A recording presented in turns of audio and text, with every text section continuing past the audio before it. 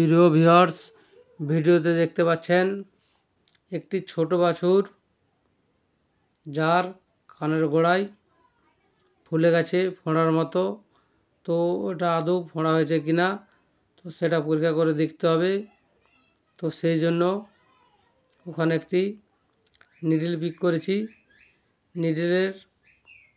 Needle থেকে যদি পুঁজ বেরিয়ে আসে তাহলে ওটা ফোঁড়া হয়েছে বুঝে নেব। আর যদি জল বেরিয়ে আসে তাহলে সিস্ট এবং রক্ত বেরোলে টিউমার। তো বন্ধুরা দেখতে পাচ্ছেন ওখান থেকে পুঁজ বেরিয়ে আসছে, তাহলে এটা অবশ্যই ফোঁড়া হয়েছে। তাই ফোঁড়াকে ভালো করতে গেলে অবশ্যই অপারেশন করতে হবে। অপারেশন বিনা ফোঁড়া ভালো হবে না।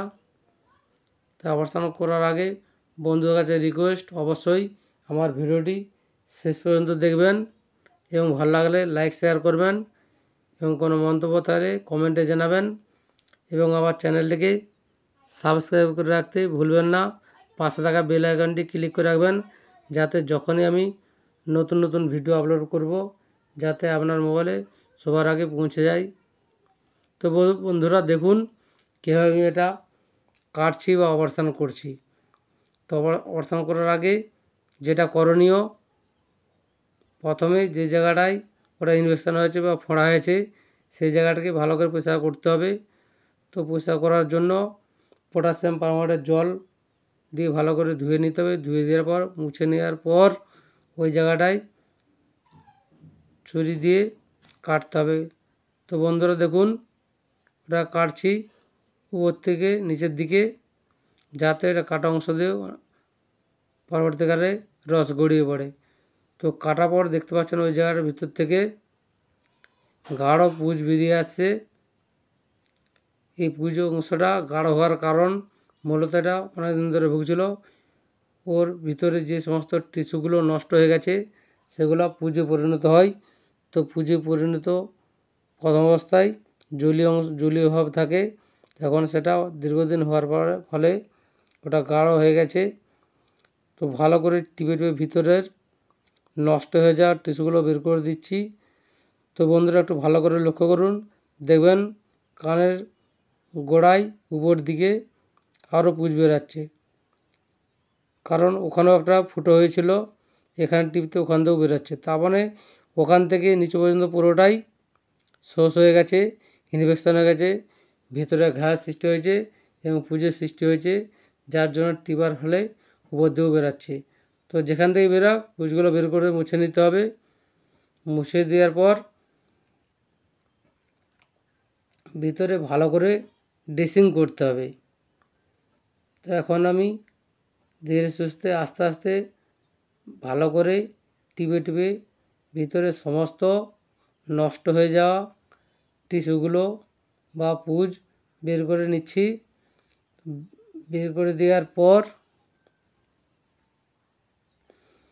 যে সমস্ত অংশে এই জলীয় অংশ বা রক্তপুঁজ লেগেছিলো ওগুলো মুছে নিচ্ছি। মুছে দেওয়ার পর